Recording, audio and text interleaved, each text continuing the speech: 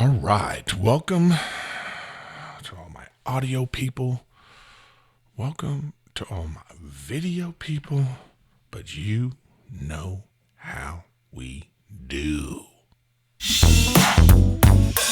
Ladies and gentlemen, welcome back to your favorite podcast. Riffin with Riffin, yeah. Whoa, whoa, yeah, yeah.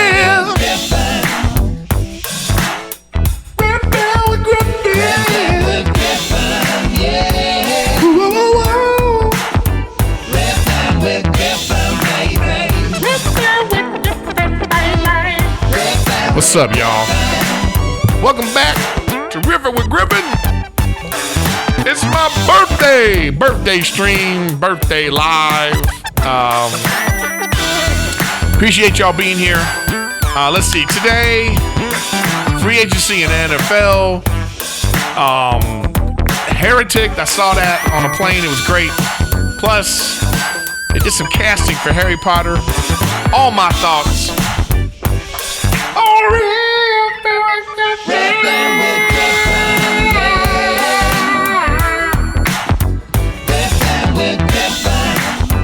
And we're back to Riffin, yeah. Sexual chocolate. That's always a funny reference. Sexual chocolate will be a funny reference forever. What's up, everybody? Welcome back to Riffin with Griffin. Make sure you hit the sub. Hit that sub button, y'all, because that's how you find out when I'm going live or when I upload stuff, because I've been uploading a bunch of stand-up, so make sure you check that out. Hit me up on Twitch. I'm twitching all the time. Twitch is my thing. Twitch. Erik Griffin Gaming on YouTube and on Twitch. And then if you're on Twitch, you get the free bonus content, which I admittedly have not done in a little bit of while, but I am going to do it, guys. I've been traveling. I did a movie. You know what I mean? I'm doing these like stadium shows, arena shows with Matt Rife. So it's just a lot of stuff going on, man. But I got to get to it because I appreciate, again, the people that pay for the Patreon and, wait for the Patreon content. So that's pretty cool. I appreciate you guys that, come out every week for that. So, here we are Riffin with Riffin. Yeah. So I got some mock-ups. I'm not putting them on the show right now, but I do have some mock-ups for my new studio that's coming. So he did a thing, and I kind of want the name to be on the desk. You know what I mean? I watched his show Facility, and I like how that looks. So, excuse me. So we got that going on. Wait, let me, and then I'm coming to a city near you, so make sure you guys, check out, you go to my trash website. But I do have some new shows coming up on, Riffin with Griffin, man. New shows coming up, new out-of-town looks for y'all, so make sure y'all come check me out. So, new shows added, and some of them are on here already. So, March 28th, 2 shows at the Ontario Improv coming up March 28th. So if you're in the Ontario Improv, San Bernardino Valley area, come check me out. I'm going to be in Albuquerque and Hyenas, the Comedy Mothership, 11th through the 13th of April. April 17th through the 19th, Comedy Club Kansas City. Laugh Seattle, April 25th through the 26th. Comedy Store in La Jolla in May, Helium in June, one night in Indianapolis, and then Lexington, Kentucky, and then the Punchline Atlanta. And there's even some more shows that I haven't even added to the website yet. So you look out. Your boy is coming your way. So make sure you, holla at you. Holla at your boy. Holla at me. Holla at me. And so last week what I did was I didn't do the episode live. This is live right now. I didn't do it live. And then I just uploaded it, and it was better. I thought I got better engagement with that. So right now I'm recording this episode live.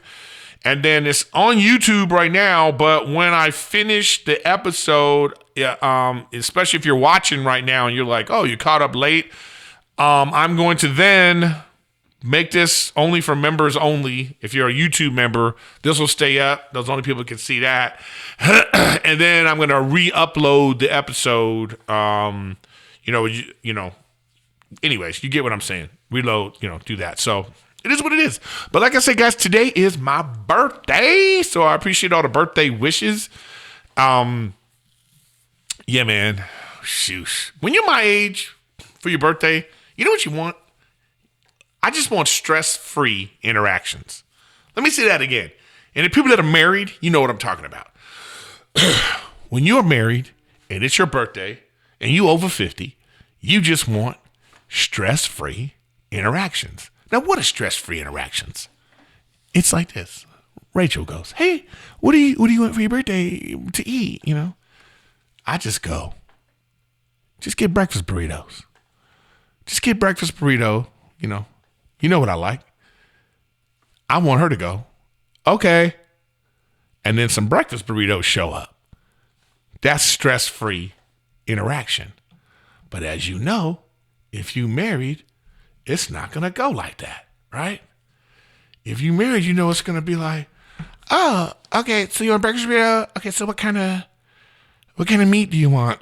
No. It's just like, what I'm saying is, just get it. Like if a steak burrito would have showed up, cool. If a chorizo and egg burrito showed up, cool.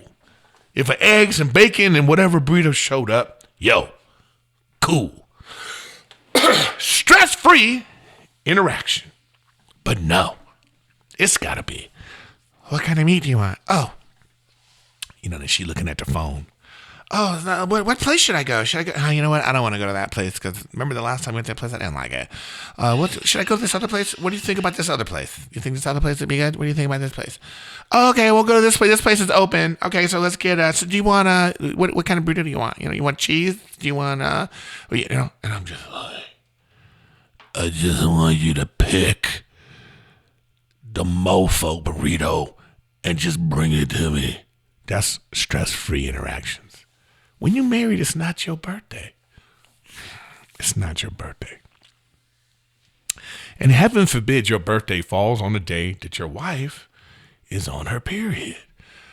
Oh my God. Because then it's double not your birthday. Because like when it's her birthday, like it was her birthday was a few weeks ago. We were both March babies. Her birthday. It's like her birthday. The thing she didn't want to change no diapers. Okay, all right, it's your birthday. Then I took her to the Pendry in Newport Beach. My boy, shout out to my boy Chris, who they have a partnership with the Pendry. So so he's like, got me a hookup. We had a $900 suite for way less. Okay, but it still was expensive. It was the suite. She went on a massage. Massage wasn't cheap. We had 2 expensive breakfasts, 2 expensive ass dinner. Okay. You know what I mean? I'm like, all right, cool. $1,600. Here come mine. Well, what do you want? I don't want nothing. I just want to sit in my office and play video games all day. From sun up to sundown. Uninterrupted. I just want, you get to this age where you don't want anything except for peace. I don't want to argue about nothing. I don't want to decide anything. I just want you to get me a breakfast burrito. Oh, look who it is. Babe, I'm doing my podcast live. And I'm trashing you right now. Do you mean? That's all you want. You know what I mean? You just want, So I woke up. This is my birthday, by the way. And I've changed a poop diaper. I've changed 2 diapers. spent time, But you know what? It is what it is. Ultimately, I'm not really mad about it.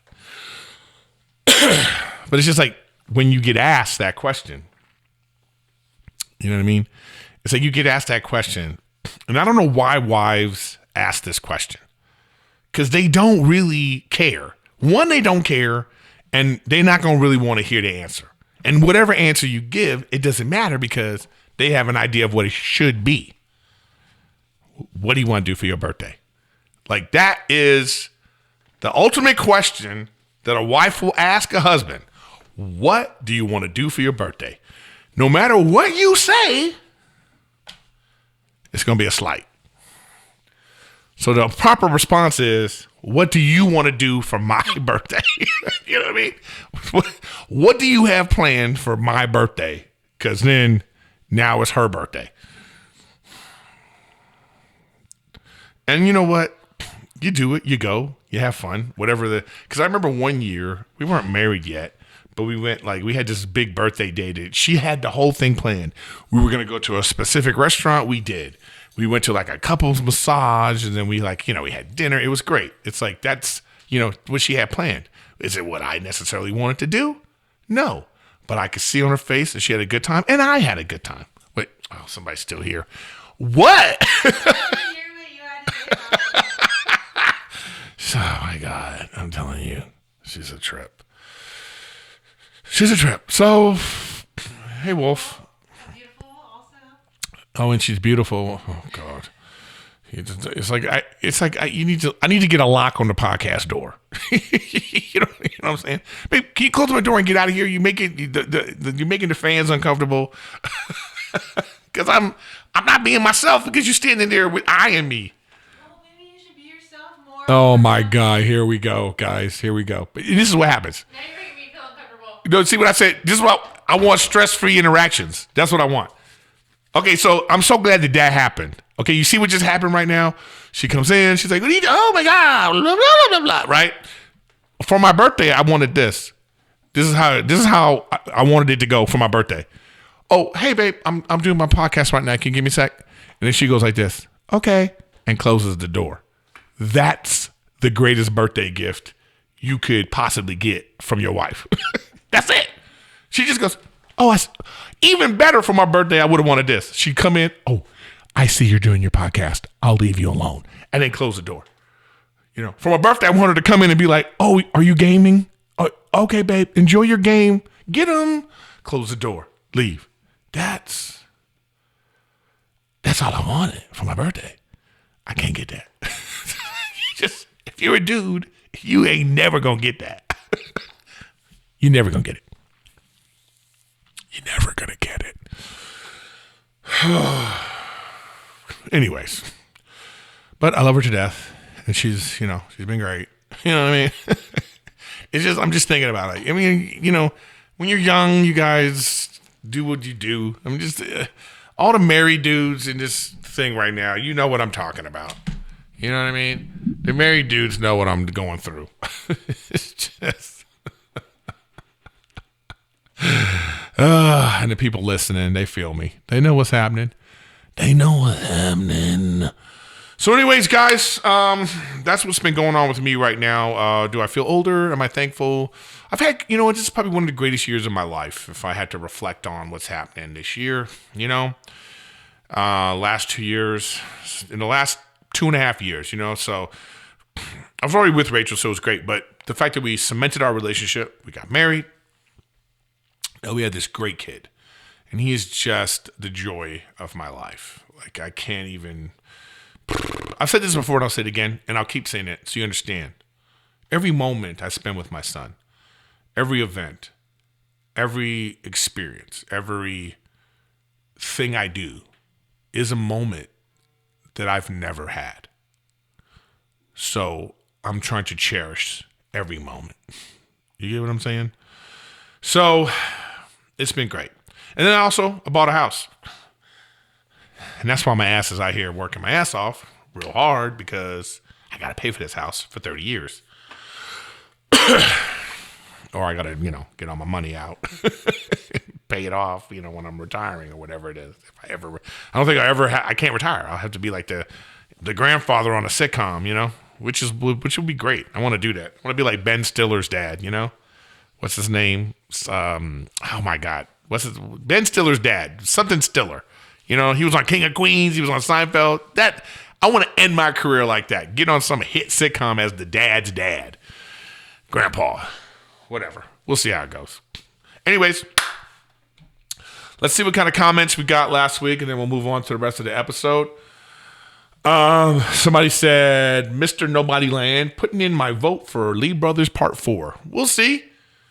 I'll reach out to the guys and see if we make it another thing. Let's see. Nikki2957 said, I'm definitely looking forward to seeing how the new DC movies turn out. Starting with Superman, I watched Creature Commandos, James Gunn DC on HBO, and it was good. James Gunn knows his comics. Yeah, you know what? I look forward to it too. Like, I'm going to watch it. The trailer looked great. I talked about it last week.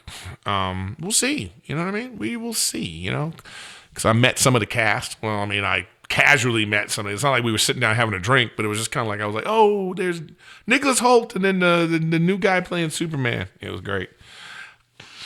Let's see. Megan said, no one cares about a polished podcast. Just be you. That's why we love you. You go, Griff. Well, thank you. I appreciate that. You know what? That gets a heart. Somebody wrote on a old podcast episode. Zaynab gives so much grace for people to be themselves, and I love that character trait in her. Oh, that's a great. So I'm about to send that to Zaynab. So Zaynab episode 93. Somebody said, okay, the Chill Sergeant 7 said Gene Hackman dying was so bizarre to hear about. He was the best Lex Luthor in my opinion. I agree. I thought he was great. But yeah, supposedly the wife died first and he was wandering around the house for 10 days with mental illness of some kind that the wife, who was also his caretaker, helped him with. Oh, that sucks. Oh my God. Oh man, what a terrible picture. I totally get that. Oh, I totally get that.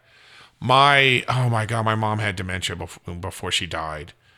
And I'm just thinking about that. Like, if my mom was at the place they lived and my stepfather died, who was taking care of her, and what would she do? You know what I mean? Oh, that's why it's like, man, check in on your loved ones. Oh my God, that's terrible. Oh, thanks for that terrible news. Anyway, you know what? No more comments because you guys are depressing. Check out Golden Hour. I'm still in the Golden Hour. There's going to be a shakeup over there. Brendan and Brian are already talking about it, but they're moving to Austin.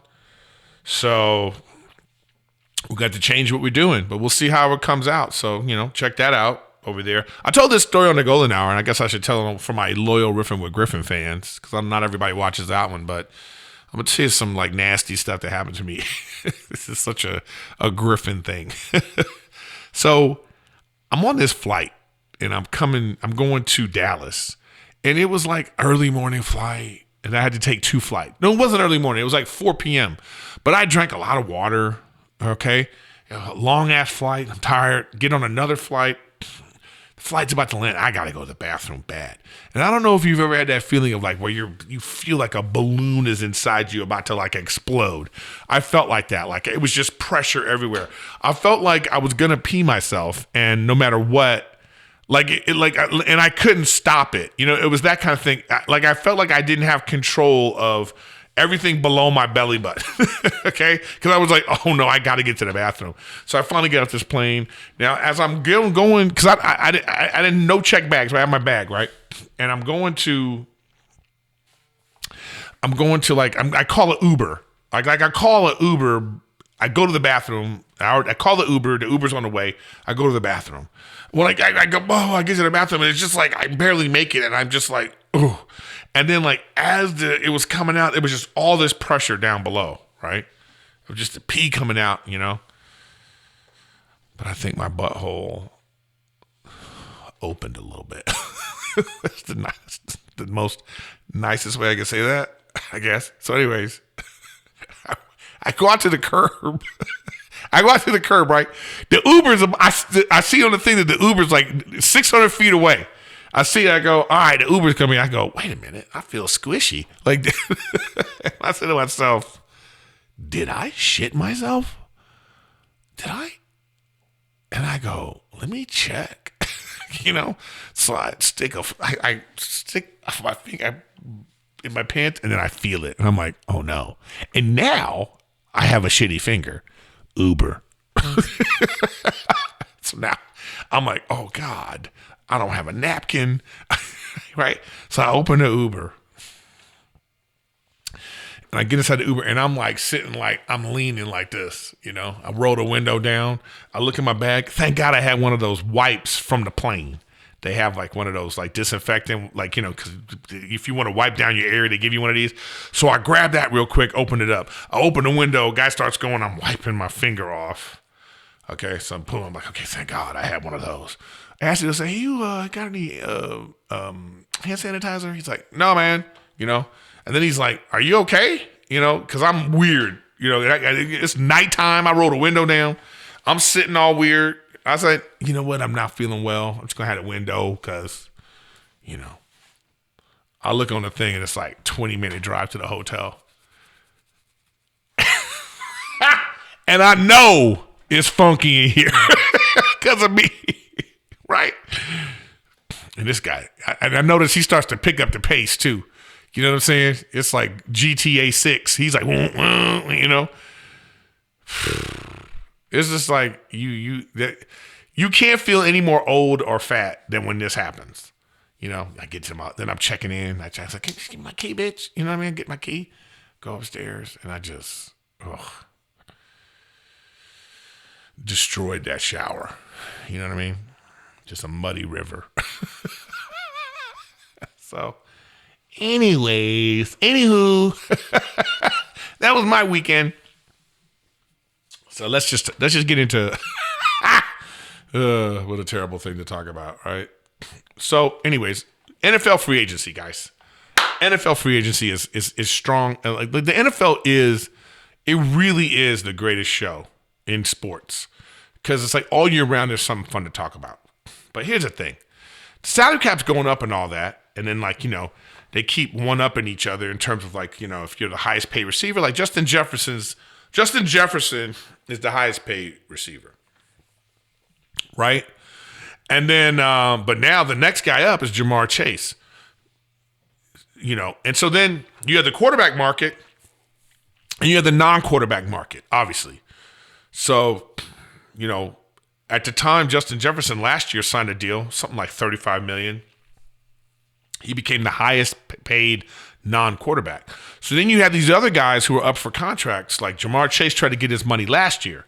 Cincinnati didn't want to give it to him. They should have. They're going to regret it now. Because now the price is 40. Because Myles Garrett, probably going to be a first ballot Hall of Famer, already got 100 sacks, has just a phenomenal career with Cleveland. Defensive player of the year a few times, I believe. Sack leader a few times. He's a generational talent. He just got $40 million a year to stay in Cleveland.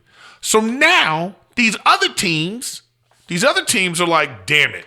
Like Cincinnati should have signed Jamar Chase last year, given him $36 million, and then they would be cool. Now they're going to have to pay him not only $40, maybe $41 million a year to keep him in Cincinnati. I don't know what the salary cap is, but they already paying Joe Burrow $55. So now they're going to pay Joe Burrow $55. They're going to pay him $40. So you're talking about almost $100 million for two players?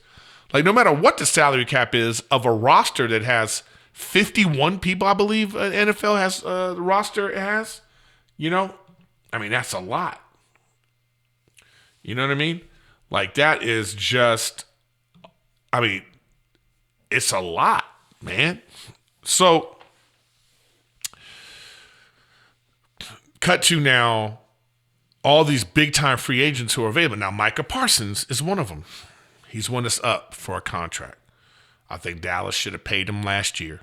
I think they should have paid him before Justin Jefferson was paid. They should have just set the market for non-quarterbacks. Could have set it at 35. Boom, done. They've already made this mistake with Dak Prescott. They should have paid Dak Prescott a year before they paid him.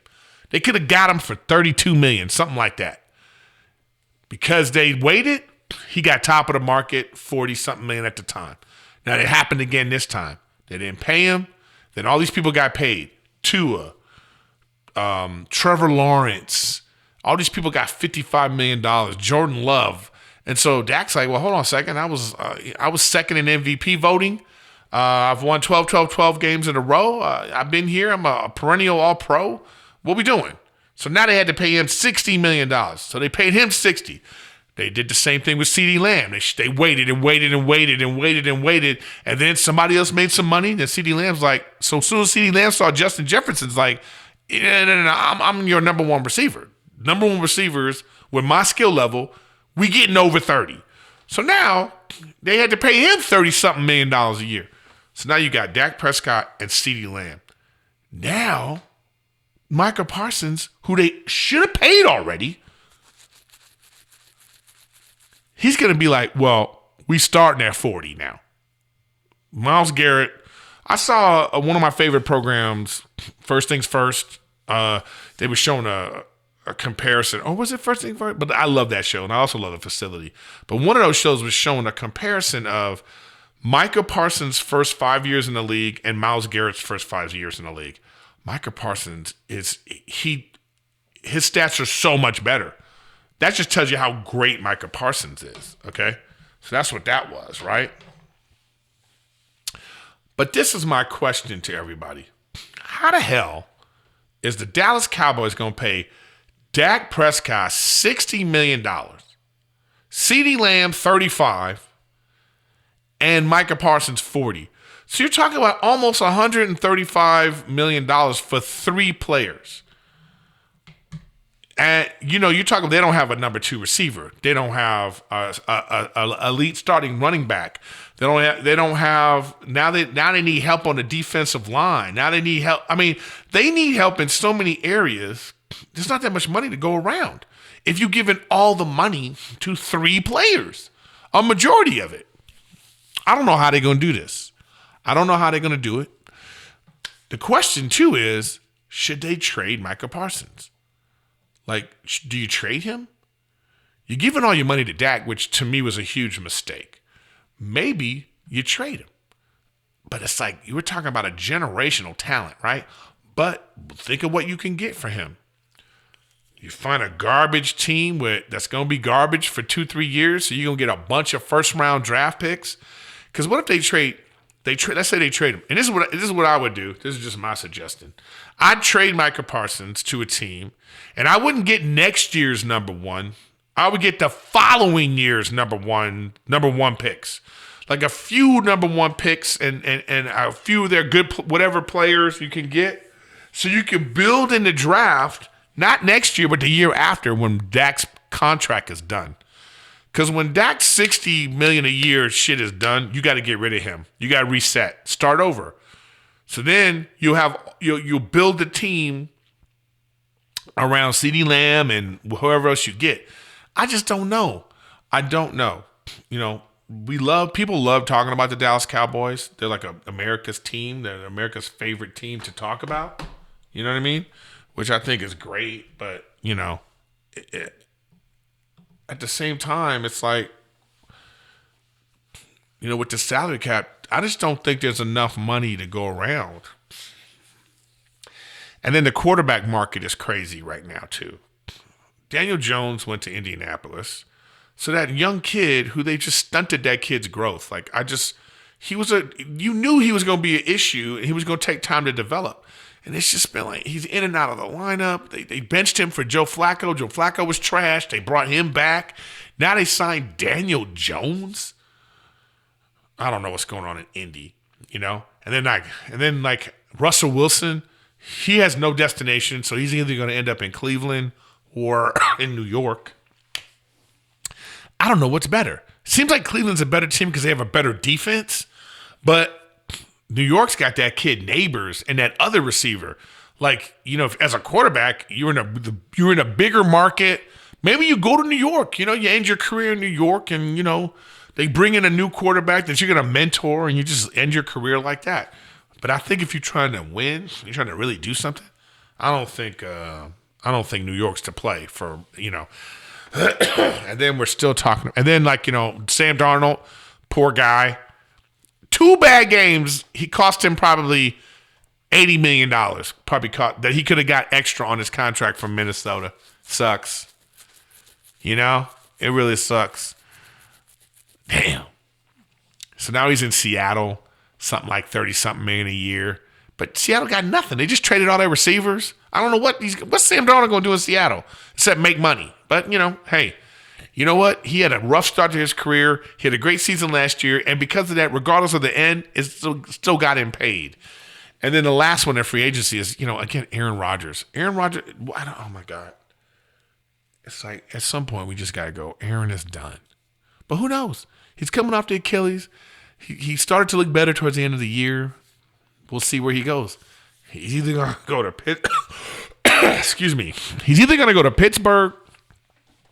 The 3 choices are Pittsburgh, Minnesota, and the Giants. Also the Giants. But who knows? If you're Aaron Rodgers, why would you go to the Giants? Like, same thing with Russell Wilson. I don't get it. I don't think he should go to the Giants. Even though he'd have those great receivers to throw to, and he'd probably make them look great. But it's like, you're not going to go to playoffs. You're 40 years old. He wants to play 2 more years, right? I just don't see it. I don't see it. The only team he can go to is Pittsburgh, to me, and give them a chance to win. They just got DJ Metcalf. So imagine you got Metcalf, you got that other kid, the other dude at Pittsburgh. You got these 2 great receivers. You get Aaron Rodgers. They got a great defense. They go to the playoffs every year no matter who the quarterback is anyway. All he can do is ruin it. Right? It's even hard. How can you ruin it when they always go to the playoffs with garbage quarterback play? I don't know. This is going to be a real rough. This is going to be a rough free agent like market right now. And then the quarterbacks that are coming out, they're not world beaters. Shakur Sanders is great, right? But I think he's a project. You know, I don't think he's a number 1 pick type of quarterback. I think that would be like, I think if you picked him at number 1, he might end up like these guys we're talking about, like Sam Darnold, who was a high draft pick. He was like number 2 or number 3. Took him a while to get to this point. 6-7 years now he's like this. You know, who else was a high? Like Baker Mayfield, number 1 pick in the draft. He's like a journeyman, and now he's found a spot. He's okay now, right? I think that Cam Ward and George Sanders, Cam Ward, that's the guy's name, right? The other Cam something. I don't know if I'm getting the name right, but you know me, I don't prepare. I think that guy they're just like middle of the road. We'll see. I think we don't know I think their ceiling is high and their floor is real low. So we don't know where they're going to end up as a player. And so if you're a franchise and you're looking to, like, you know, you got to get good in that first, you have to use that window where you don't have to pay them a lot of money. I don't know if those guys are the pick. You know what I'm saying? So we'll see. Pickens, that's the guy's name. Thank you. And yeah, his name is Cam Ward. Yeah, but they're talking Rodgers to the Steelers, guys. I was just watching sports, and they were talking about that. You know, I love sports debate shows. I actually realized I watch more sports talk shows than I do sports. So that's crazy. I didn't plan on talking about this, but I do feel bad for the Lakers right now. I hope that LeBron James can come back and they can continue this. I'd like to see LeBron James get to the finals. Oh, you know what? Again, this is something I didn't necessarily plan on talking about, but I think I should. I don't know if you guys saw that interaction with LeBron James and Stephen A. Smith from First Take. You know, LeBron's like, keep my son's name out your mouth. That's basically the gist of that talk. I don't know if he should have done that at courtside in front of everybody, but LeBron's a showman. He easily could have told his agent, like, yo, tell I need to talk to Stephen A. Smith. I want to talk to him after the show. After the game, bring him to the back, wherever. They could have done it like that. He did it like that, but it's like, you know what? He's a dad. I get it. You know what I mean? But it's like, this is the life your kid wants. You know, it's going to come with some criticism. But, you know, that don't mean you stop being a dad, so I kind of see both sides of that, you know. And then there's this, there's all this like big hoopla, with TNT guys, Charles Barkley and ESPN and how they're covering the sport. And then like LeBron James was mad about, he's really talking about everybody that criticizes the sport. And all they do is talk about the Lakers, or all they do is trash players, that way they're covering it. I actually stopped watching TNT Inside the NBA as much as I used to, because I kind of agree with that. Sometimes you turn on Inside the NBA and Charles is just like, oh, this product is terrible. He's always like, he's real honest, But after a while, when you keep saying that over and over again, then you're going to be like, you know what, he's right. This is terrible. I don't want to watch it. So that's where I was. I haven't been watching the NBA. But Kendrick Perkins said, from ESPN, former player, he was like, LeBron James and Luka have saved the NBA. And there's a part of me that actually agrees with that, because two things to me saved it for me. I'll give you my personal experience. Channing Frye is the player that I mentioned a few episodes ago. Channing Frye had this really great rant about that the NBA is being killed by nostalgia. That they keep talking about the 90s and 80s and how basketball was played, quote unquote, and they keep comparing it, and they're killing the game with that comparison, and they're not looking at what's actually happening now. And when he said that, I was like, oh, you know what? I am like remembering the 90s a lot, and look, I'm a Michael Jordan guy. I mean, the guy was so dominant that it's hard not to, and you can look at his video. There's so many videos right now of like Michael Jordan playing. They had top 50 Michael Jordan moments. If you see that video, you're going to be like, damn, this guy was better than I thought. And if you've never seen him play, you're going to be like, wow.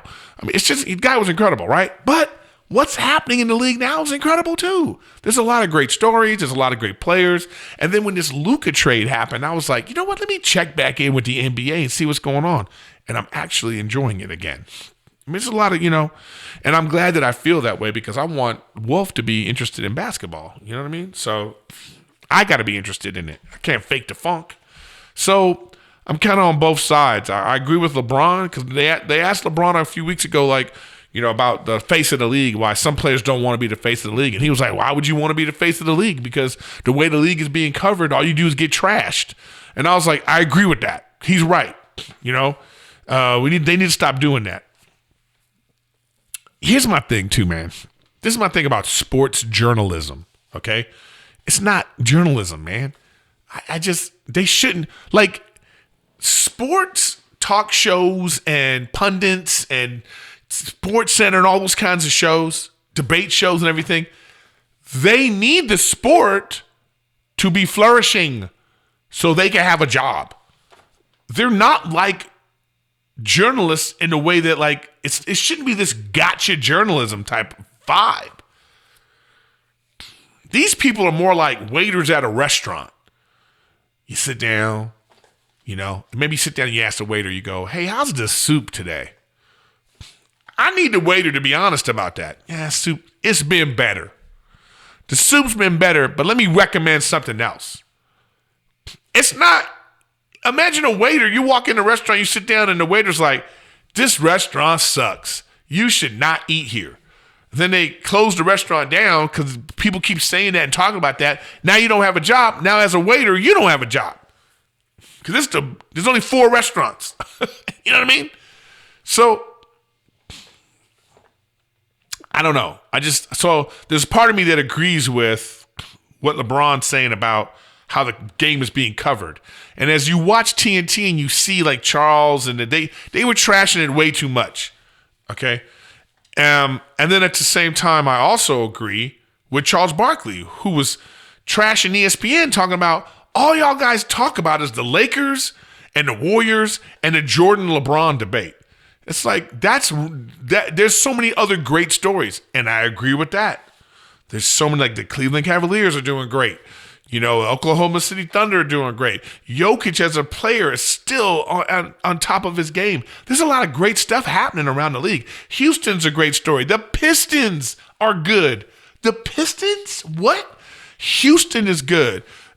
Udoka's coaching his ass off over there in Houston. So there are a lot of great stories, and these sports people need to talk about it, but they only want to talk about, It really, and by the way, and I've said this on the podcast before, like, if you have LeBron James, I don't know if I praise this dude enough, okay? Like, if LeBron James wins the championship this year, I mean, whatever. Say what you will. I don't want to get into another debate about who's the best. But this guy is a one-of-a-kind freak of nature. The dude literally is built different.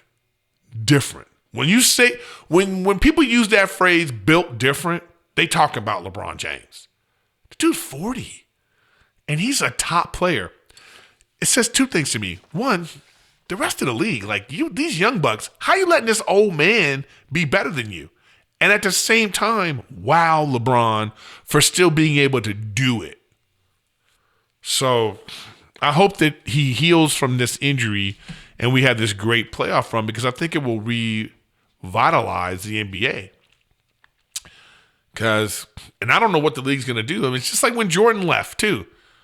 It was tough. They had a big lull. I don't know, LeBron James, it's like he's the most criticized basketball. He probably is the most criticized athlete ever. Criticized, he's just so polarizing. You know what I mean? You either love him or hate him, and like it's just. But we still want him to be great, because what a great playoff it'll be if LeBron James makes it to the championship. Wow. All right. I went on and on and on about that. I didn't even want to do that. All right, what else did I want to talk about today? Okay, here's something I want to talk about, guys. Wait, why is my screen flickering, man? Doesn't make any sense. All right, here we go. All right, so there's this actor. His name it's a British actor, Papa Asidu. I'm not sure if I'm saying anything right. All right, full disclosure, I'm a nerd. I love Harry Potter. I love the movies. I love the books. So they're making a series. And they just casted this guy as Severus Snape, Professor Snape. Okay? And it was played by Alan Rickman at first, in the movies. He did a fantastic job. It's like, when I think of Severus Snape, I think of Alan Rickman. Okay? So now, as you know, what they do in the world right now, they're making some changes. And this is who they are casting as Severus Snape. This handsome ass dude. Now, there's a lot of people who have a problem with, they're making the character black. That whole nonsense. Who cares? This is not a real place. It's a fictional universe, okay? I don't have a problem with them making this guy black as long as it services the story and they tell the story correctly. They do it justice. So if he's black, it doesn't matter, really. Let me tell you my problem with this guy being hired. He's too handsome. They don't know the story. Unless they're going to put makeup on him and make him ugly, they should have hired Forrest Whitaker. No offense to Forrest Whitaker, but, he ain't winning no contest. Or me. I should be freaking Severus Snape. You know what I mean? But, like, if you know the story in Harry Potter, Severus Snape, he built a friendship with Harry's mom. They had a friendship, but he was in the friend zone. Harry's mom put Severus was in the friend zone, okay? And he loved her his whole life. You see this cute ass black dude? He ain't in nobody's friend zone. He would have rocked Harry's mom. He was like, "Girl, what's up, girl?" she wouldn't have turned him down. That's why it don't make sense. You know what I'm saying? Like, it's like, why put yourself in that hole? Why make the dude? So they better be like making him ugly. They better do something to make him, you know what I'm saying? This dude, look how charming this guy looks. That's what's wrong with this casting. Not that he's black, but that it don't match what the character is, man. It don't match. There's so many other black dudes that they could have hired to be that particular character because the look is important. The look is a part of the story, man. It's a part of the story. So, yeah. Tell me what you think. You know, you could be somebody that's like, oh, this is that whole thing they're doing where they're changing characters. God, try to get past that because it really doesn't matter. You know what I mean? I mean, that is so like, come on, who cares at this point? You know what I mean? Who cares? You know? So it's like, I could care less about that, you know? Like that part of it is just like whatever, you know, because it's like it's not real. Like if you recast a real person, or actually, it really like I'm saying is this: it's really about like what's going on in the world in this universe. You know what I mean? Like you can't just put a black person someplace and then like there's no other black people around. That don't make no sense. You know? Like that part of it doesn't make any sense. So when you have a casting of something, you want to make sure the whole story is serviced, you know? But anyways, so like, and I don't know at this part of the world that they're from in Harry Potter, would there be a black family there? Maybe, maybe not. But all I'm saying is this dude, this particular actor should not be Snape because of what I know the story. And then like there's gonna be so many things that they, the things that they're gonna have to say about him, then the woke mob is gonna be all over it, you know. How can you say this about a black man and this and that? You know, it's gonna be all that nonsense that I just can't stand. I just can't stand it, man. I cannot stand it. Wokeness takes away from artistic integrity. You know, when you care about the woke point of view first, instead of how this story should be told to do it justice, when you're worried about that, you look like a fool. The things look stupid, man. It's like Little Mermaid. I got a joke about this. Little Mermaid is like, why was her dad Spanish? Just have a black family under the sea. Like, why did it have to be all that nonsense? Then you're like, boom, it's Peter Pan. They made a new Peter Pan. They go to the island of the Lost Boys. It's like a Down syndrome kid, the weird black kid with glasses, the other, it's like all the minority kids are on this island. And you're like, what? So anytime it's woke over integrity, I have an issue. But the problem is the people that like complain about stuff, there's no nuance to their argument. It'll just be some dumb white guy being like, oh, they're making him black? Oh, here we go, everybody, DEI. It's like, you can look beyond that. Can you? I don't know if you can, I don't know if you can, but you should. Look beyond that and look at like, does it service the story? Can the story be told the same way? I think yes, black or whatever, it doesn't matter. The story can be told, but the story can't be told right if a dude that's supposed to be in the friend zone his whole life, who ends up loving this woman for his entire life and never gets another love interest, he ain't gonna look like that guy. That's all I'm saying. He's not gonna look like that guy. That's what's wrong with it. You know what I mean? Yeah, you can't have Lando Calrissian. You know what I mean? They gonna hire Billy D. Williams to be the freaking Severus Snape? No, man, dude's too cool. Harry's mom would have been like, hello. You know what I mean? Like, what we talking about? It's just, again, in my opinion, that is the point you should have a problem with it. I think you need to reevaluate yourself if the first thing you think about is, oh, he's black. Like, if that's the first thing you think about, I think you should check yourself because you sound stupid. Okay. All right, that rant is over. Last but not least, guys, spoiler alert. This is a spoiler alert. Spoiler alert right now. So if you haven't seen the movie Heretic, you should just go watch it and then come back to the podcast. So if you have to go, I totally understand. See you later. If not, Heretic. Heretic is starring, what's his name? Hugh Grant. Haven't seen Hugh Grant in a while. He was big time when I was like younger. You know what I mean? Big star. Then something happened to him. I don't know. He got like 1990s canceled or something. Whatever happened with him. But I got to tell y'all, this is a simple but fantastic movie. I really love this movie. So the movie's about these two young girls. Okay.